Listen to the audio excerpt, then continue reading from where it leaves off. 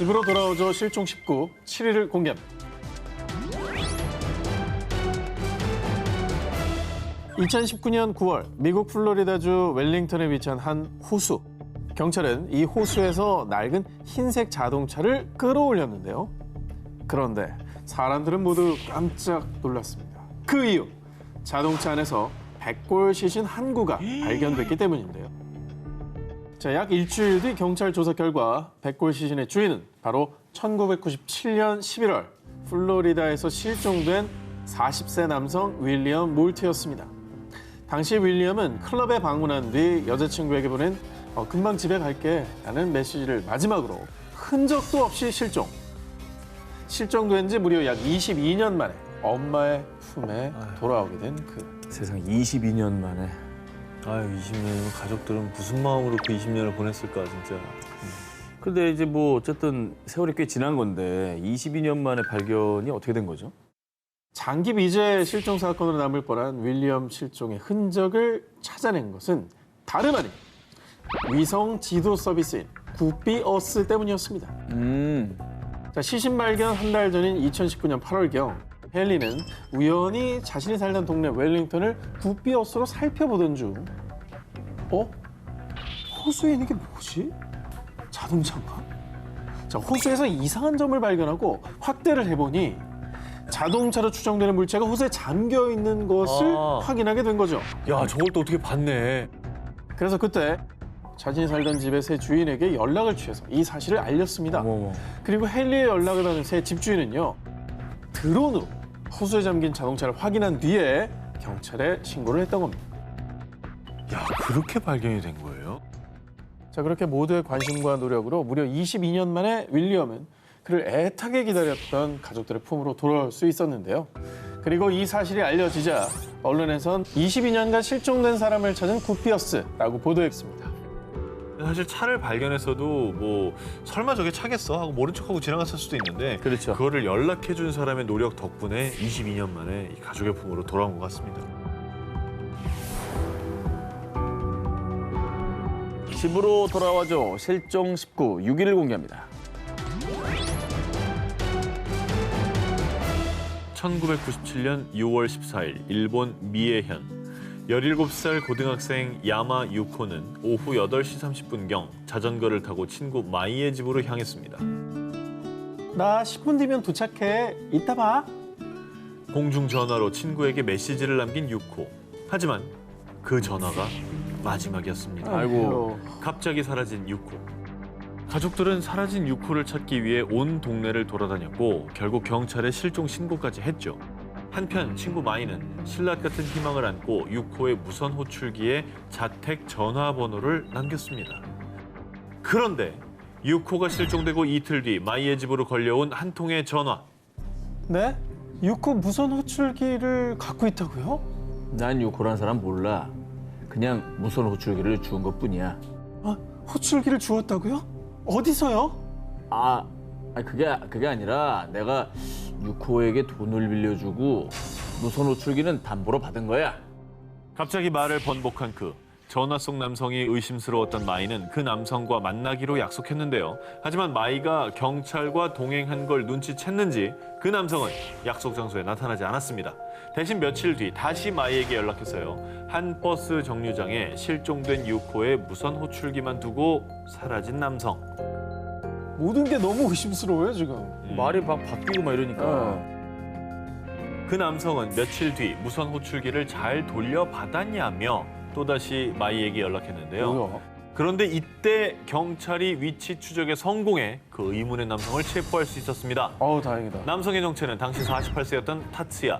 조사 결과 그는 강간, 강도 등의 혐의로 12년간 복역했다가 얼마 전에 출소한 것으로 밝혀졌는데요. 허허. 그런데 말입니다. 과거 그의 강도 수법이 자전거를 탄 여자를 밀친 후 금품을 강탈하는 거였다고 합니다. 유코, 그래. 유코도 자전거 타고 있었잖아요. 그러네. 수상한 점은 이뿐이 아니었습니다. 경찰이 위치 추적으로 처음 타츠야를 발견했을 때 타츠야는 유코의 손수건을 가지고 있었고요. 뭐야? 수사 도중에는 타츠야의 차 안에서 유코의 모발과 유코의 한자 사전이 발견됐는데요. 그리고 타치아의 승합차 좌측 범퍼에는 무언가와 충돌한 흔적도 남아 있었죠. 게다가 유코가 실종된 당일 공중전화 박스에서 전화 중인 학생 옆에 승합차가 정차해 있는 걸 봤어요. 타치아의 승합차와 같은 색, 같은 차종이 실종 직전 유코 주변에서 있다는 걸 봤다는 목격자가 나타난 겁니다. 그리고 타치아가 범인이라면 유코가 어디 있는지 이거 얘기해 줘야 되는 거 아닙니까? 단서를 쥐고 있다니까요. 저 알고 있는 것 같거든요. 당시 경찰은 타치아를 유코 실종 사건의 유력한 용의자로 보고 수사했습니다. 그런데 난 범인이 아니에요. 유코에게 돈을 빌려줬을 뿐이라고요. 자신의 무죄를 주장한 타치아. 그리고 수사 결과 경찰은 타치아가 범인이라는 명확한 증거를 찾지 못하면서 결국 타치아는 증거 불충분으로 석방됐습니다. 그렇게 유코 실종 사건은 23년이 지난 지금까지도 장기 미제 실종 사건으로 남아 있습니다. 유코의 부모님은 지금도 희망의 끈을 놓지 않았고요. 유코의 실종 당시 모습이 담긴 전단을 배포하며 이 전단을 나눠주는 게 마지막이길 바란다 라며 유코가 돌아오길 기다리고 있습니다. 집으로 돌아와줘 실종 19 5위 공개합니다. 한국판 버뮤다 삼각지대. 한국에서도 버뮤다 삼각지대 같은 마의 해역이 있다고 합니다. 우리나라도 있어요? 그렇습니다. 우리나라에? 우리나라에 그런 데가 어디 있지? 2004년 1월 마라도 남서쪽 55km에서 어선 A호 실종. 2005년 1월 마라도 남서쪽 305km에서 어선 B호 실종. 2005년 12월 마라도 남서쪽 65km에서 어선 C호 실종. 2004년에서 2005년 사이 실종된 배 3척의 공통점. 바로 제주 마라도 남서쪽 해역에서 실종이 됐다라는 건데요. 당시 사건이 발생했을 때마다 해경과 해군은 잠수함을 탐지하는 장비를 갖춘 광역 초계기, 구조헬기, 경비함정, 어선 등을 급파해 대대적인 수색을 실시했는데요. 하지만 세 척의 어선은 물론 선원들의 흔적조차 찾을 수 없었습니다. 흔적이라도 찾을 만한데. 근데 한국판 버뮤다라고 불릴만 하네 보니까. 네. 보통 어선이 침몰되면 기름기나 그물 같은 잔해, 부유물들이 발견된다고 합니다. 그렇지. 그런데 실종된 세 척의 어선 모두 부유물은 물론 침몰 위치를 알 수 있는 위치 추적 장치조차 발견되지 않았습니다. 그래서 실종 사건을 수색한 해경조차 어선이 침몰하면 반드시 많은 흔적을 남기는데 이렇게 아무 흔적도 없는 건 해경 역사상 처음이다라는 말을 남길 정도였다고 합니다. 이 배가 꽤 클 텐데 어떻게 저렇게 흔적이 안 나오죠? 마라도 해역이 제2의 버뮤다로 불리는 또 다른 이유가 있는데요. 실제 버뮤다 해역에는 메탄가스가 분포되어 있는데 일부 과학자들은 버뮤다에서 수많은 실종 사고가 일어나는 원인 중에 하나로 이 메탄가스를 지목하고 있습니다. 왜? 해저에서 갑자기 메탄가스가 분출이 되면 큰 거품 덩어리가 배를 둘러싸는데 이때 물의 밀도가 낮아지면서 배가 부력을 상실해 바닷속으로 빨려 들어간다는 거죠. 어머나. 자, 그런데 2009년 한국해양연구소 소속의 한 박사에 따르면 실종 사고가 난 마라도 해저에도 메탄가스가 매장되어 있다는 점에 주목. 즉, 메탄가스가 매장된 버뮤다 해역처럼 메탄가스가 있는 마라도에서도 의문의 실종 사고가 발생하는 게 아닌가 하는 추측을 내놨던 겁니다. 아직 원인이 정확히 파악되지 않았지만 이 근처에서 조업을 하시는 분들, 운항하시는 분들도 각별히 조심해야겠다는 생각이 듭니다. 네, 집으로 돌아와줘 실종 19 4위를 공개합니다. 지난 1월 인도네시아의 서부 자바섬에 사는 16살 소녀 나디아는요. 한 친구로부터 의아한 얘기를 듣게 됩니다. 나디아 이것 봐. 이 사람 너랑 완전 똑같이 생겼어. 친구가 우연히 짹짹이를 보던 중 나디아와 똑 닮은 사람을 발견한 겁니다. 동일은 아니에요? 아닙니다. 자세가 너무 아닙니다. 똑같아. 근데 거의 뭐 쌍둥이라고 해도 근데 이게 모르는 맞아. 사람 둘 사진이에요, 그러면? 전혀 서로 만난 적도 없는 사람 둘 사진. 너무 닮았다. 네. 그럴 수가 있지.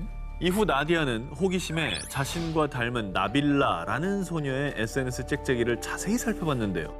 그런데 정말 신기한 게 두 사람이 얼굴만 닮은 게 아니라 생년월일까지 같았던 겁니다. 오호, 뭐야. 쌍둥이잖아. 쌍둥이. 쌍둥이잖아. 근데 이렇게 막 잃어버린 쌍둥이 아니에요? 그거네. 이후에 나빌라에 대한 궁금증이 점점 커진 나디아는 나빌라의 짹짹이 계정으로 메시지를 보냈고요. 자신의 짹짹이에 정말 나에게 쌍둥이가 있을까? 라는 글과 함께 자신과 나빌라의 사진을 게재했습니다. 그런데 마침 이 게시글을 본 누리꾼 수사대는요. 우리가 나빌라를 찾아줍시다! 라며 SNS를 샅샅이 수색한 끝에 이번엔 나빌라의 다른 SNS 별스타그램 계정을 찾아줬고요. 나디아가 다시 한번 메시지를 보내봤는데요. 읽었나요? 그런데 드디어 나디아의 메시지를 읽고 영상통화까지 하게 된 두 사람. 게다가 키, 몸무게뿐 아니라 좋아하는 가수, 좋아하는 음료 등 취향까지 닮아 있었습니다. 그래서 나디아에게 각자 부모님에게 물어보자고 했습니다. 아이고 어떡해. 그런데 응. 엄마 혹시 나 쌍둥이였어? 네가 그걸 어떻게 알았어? 세상에나 이런 일이 다 있습니다. 대박. 그리고 이 두 쌍둥이가 또 다른 충격적인 내용을 듣게 됐는데요. 어머? 사실 나디아와 나빌라는 세 쌍둥이였다고 합니다. 뭐야? 하지만 안타깝게도 세 쌍둥이 중 다른 한 명의 행방은 알지 못했는데요.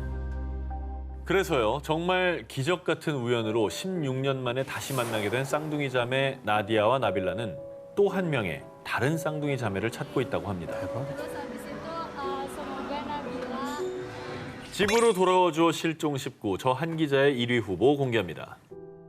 1986년 캐나다 온타리오주 21살의 에드가 라툴립은 안타깝게도 발달 장애를 앓고 있었습니다. 그리고 부모님은 늘 걱정 속에서 한시도 눈을 뗄 수 없었는데요. 그런데 어느 날 이럴 수가. 대체 어디로 간 거니 에드가? 극단적인 선택을 시도해 병원에 입원했던 에드가가 갑자기 사라진 건데요. 경찰 수사 결과 에드가는 나이아가라 폭포로 향하는 버스를 탄 것이 확인됐습니다. 어머 어떡해. 한 번도 혼자 멀리 간 적이 없었기에 부모님은 걱정이 이만저만이 아니었죠. 그렇죠. 얼마나 걱정이 크겠습니까? 게다가 또 폭포가 얼마나 큽니까? 그러니까요. 정말 떨어지면 어떻게 걱정 진짜 많이 하셨을 것 같아요. 어떻게 찾아야 되죠? 경찰과 가족들은 에드가를 찾기 위해 전단을 배포해 도움을 요청했는데요. 하지만 희망적인 연락은 오지 않았습니다. 어떡해. 정말 한순간에 아들을 잃은 부모님은 절망에 빠졌고요. 아픈 아들이 혹여나 잘못된 것은 아닐까 걱정 속에 하루하루를 보냈죠. 진짜 매일매일이 지옥이셨을 것 같아요. 아들도 아프니까 더 걱정되지. 보살핌 받아야 되는데. 흔적도 없이 사라진 에드가 한 해 한 해 갈수록 가족들의 고통은 깊어갔고요. 그렇게 무려 30년이 흘렀습니다. 어휴. 그런데 2016년 2월의 어느 날 엄마 실비아에게 다급히 걸려온 전화 한 통. 여기 경찰서인데요. 에드가 씨 보호자분 맞으시죠? 에드가 씨 찾았어요. 무려 30년 만에 에드가를 찾았다는 전화가 온 겁니다. 30년 만에? 30년 만에. 아니 그러면 지금까지 대체 어디에 계시다 이렇게 기적적으로 돌아오신 거예요? 이게 어떻게 된 일이냐? 30년 전 에드가가 나이아가라 폭포로 향하던 날 인근 도시 세인트 캐서린스에서 그만 발을 헛디뎌 넘어지는 사고가 발생. 그 충격으로 머리를 크게 다친 에드가는 그렇게 자신의 이름도 가족에 대한 기억도 전부 잃어버렸다고 합니다. 하지만 정말 다행히도 한 사회복지사의 도움으로 지금까지 잘 지내고 있었던 건데요. 정말 다행이네. 그런데 말이죠. 모든 기억을 잃은 채 살고 있던 어느 날 기억나. 기억난다고?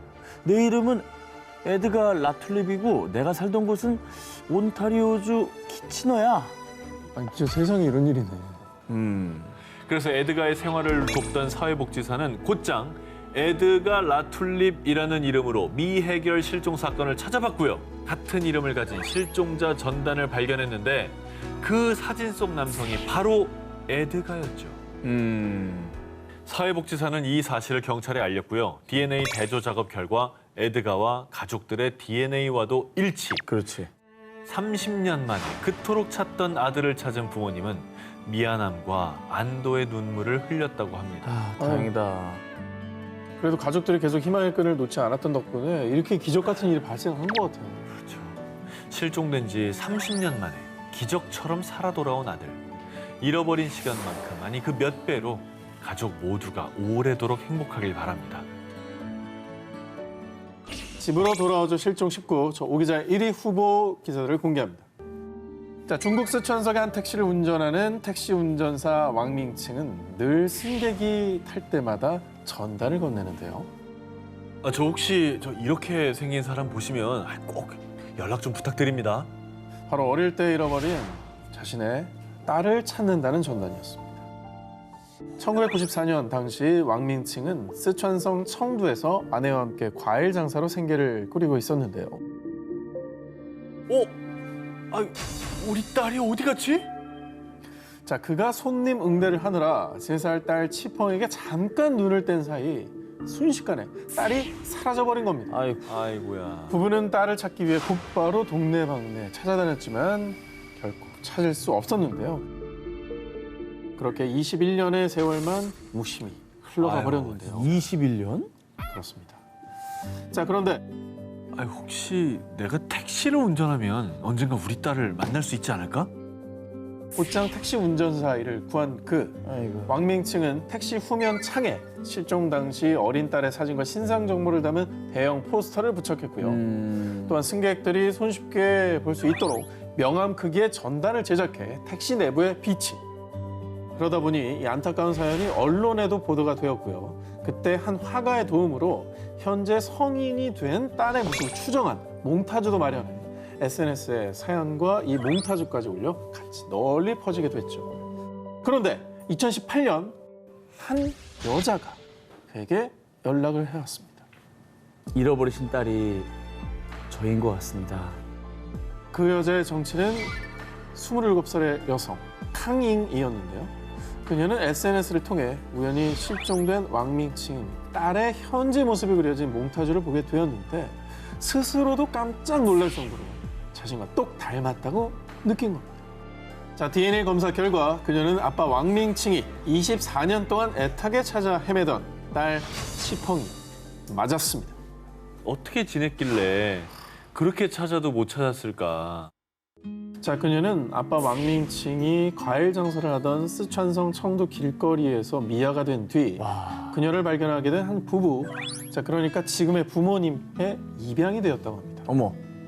그런데요, 이게 무슨 운명의 장난인지 전국을 돌며 찾아 헤매던 딸이 자신이 살던 곳에서 불과 약 20km밖에 떨어지지 않은 인근 마을에 살고 있었던 겁니다.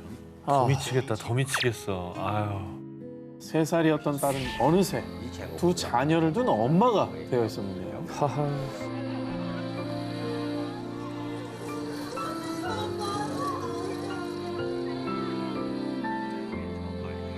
아유.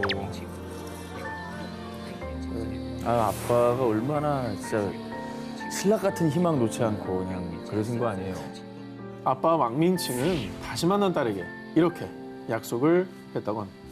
우리 아가 이제부터 아무 걱정하지 마. 앞으로 아빠가 널 지켜줄 거야.